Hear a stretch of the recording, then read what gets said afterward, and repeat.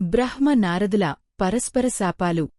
శ్రీమన్నారాయణుడి నాభి కమలం నుంచి ఉద్భవించిన బ్రహ్మదేవుడు నారాయణుడి ఆజ్ఞ మేరకు సకల చరాచర జగత్తును సృష్టించే పని ప్రారంభించాడు.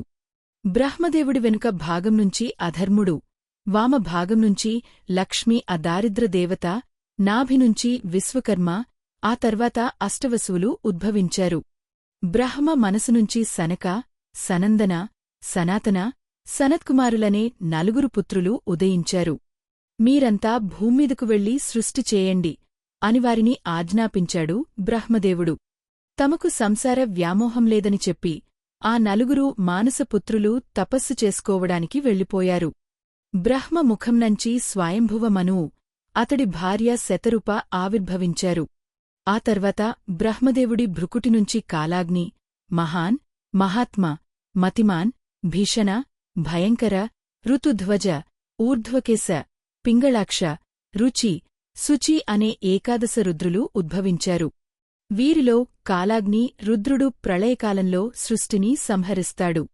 ఏకాదశ రుద్రుల ఆవిర్భావం తర్వాత బ్రహ్మదేవుడి కర్ణేంద్రియాలనుంచి పులస్త్యుడు, పులహుడు, కుడికంటినుంచి అత్రి, ఎడమకంటినుంచి క్రతు, నాసికనుంచి అరణి, ముఖంనుంచి అంగరస, ఎడమభాగంనుంచి భృగువు, కుడిభాగంనుంచి దక్షుడు, ఆయన నీడనుంచి దక్షుడు, కంఠభాగంనుంచి నారదుడు, స్కంధభాగంనుంచి మరీచి, గొంతునుంచి అపాంతరతమ, నాలుకనుంచి వశిష్ఠ, పెదవులనుంచి హంసమహర్షి, కుడి పార్శ్వంనుంచి యతి తదితర మహర్షులు ఉద్భవించారు.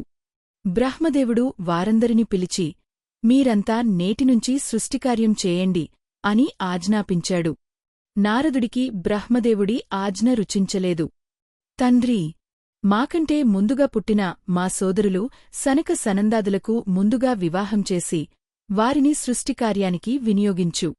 ఆ తర్వాత మమ్మల్ని గురించి ఆలోచించవచ్చు. వారేమో తపస్సు చేయడానికని వెళ్ళిపోయారు. వారినేమీ అనకుండా మమ్మల్ని సంసార నరకకుపల్లోకి తోసేయాలని అనుకోవడం ఏమి న్యాయం? సంసారకుపల్లో చిక్కుకున్నవాళ్లు ఎంతటివారైనా దానినుంచి బయటపడలేరు కదా. మాకు కూడా సంసారం చేసి సృష్టికార్యాన్ని కొనసాగించాలనే ఇచ్ఛలేదు. తపోవృత్తిని ఆశ్రయించి జీవించాలనేదే మా కోరిక అన్నాడు నారదుడు. నారదుడి నిష్ఠురానికి బ్రహ్మదేవుడికి కోపం వచ్చింది. నన్ను ధిక్కరించడమే కాకుండా ఎదురు సమాధానం చెబుతావా? అందుకే నిన్ను శపిస్తున్నాను. నేటినుంచి నీ జ్ఞానం అంతరిస్తుంది. త్వరలోనే నువ్వు గంధర్వుడిగా జన్మిస్తావు. ఆ జన్మలో నువ్వు స్త్రీలోలుడివి అవుతావు. ఎందరో స్త్రీలతో విషయభోగాలను అనుభవిస్తావు. ఆ జన్మ చాలించిన తర్వాత ఒక దాసికి పుత్రుడిగా జన్మిస్తావు. ఆ జన్మలో విష్ణుకథలను వినడం వల్ల, విష్ణుభక్తులను సేవించడం వల్ల తర్వాత జన్మలో తిరిగి నా పుత్రుడిగా జన్మిస్తావు. నువ్వు చేసిన అపరాధానికి ఇదే తగిన శిక్ష అని కఠినంగా పలికాడు. బ్రహ్మశాపంతో నారదుడికి దుంహకం ముంచుకొచ్చింది. తండ్రీ, నామీద కోపాన్ని ఉపసంహరించుకో. ఎందరినో సృష్టించే నీకు కోపం తగదు. అయినా నేనేం తప్పుచేశానని? నేను చెడుమార్గంలో సంచరిస్తూ ఉంటే నన్ను దండించవచ్చుగాని నేను తపస్సు చేసుకుంటానంటే అకారణంగా శపించావే. ఇదేమైనా న్యాయమా? భావ్యమా?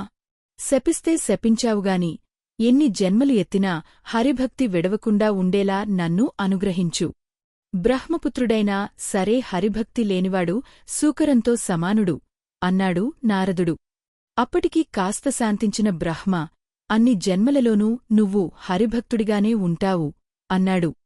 తండ్రీ, ఏ యజమాని అయినా తన భార్యకు, సంతానానికి, బంధువులకు, సేవకులకు సన్మార్గాన్ని చూపిస్తే అతడు ఉత్తమ గతులు పొందుతాడు. అలా కాకుండా చెడుమార్గాన్ని చూపినవాడు నరకానికి పోతాడు.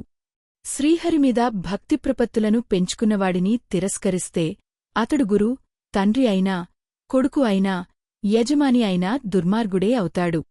అందువల్ల తండ్రీ, నా తప్పు లేకపోయినా నువ్వు నన్ను శపించావు. కాబట్టి నువ్వు కూడా శాపానికి అర్హుడివే. సకల సృష్టికి కారకుడివి అయినప్పటికీ నీకు మంత్రం, స్తోత్రం, పూజ అనేవి లోకంలో లేకుండా పోతాయి. నీకు భూమ్మీద ఆలయాలు కూడా ఉండవు. నిన్ను ప్రత్యేకంగా ఆరాధించే భక్తులెవరూ ఉండరు. నా శాప ప్రభావం 3 కల్పాల వరకు ఉంటుంది. 3 కల్పాలు గడిచిన తర్వాత మాత్రమే నీకు ఇతర దేవతలతో సమానమైన పూజలు అందుతాయి అని శపించాడు నారదుడు. నారదుడి శాపం కారణంగానే బ్రహ్మదేవుడికి ఎక్కడా ఆలయాలు లేవు. బ్రహ్మదేవుడికి ప్రత్యేకమైన మంత్ర స్తోత్రాలేవీ లేవు.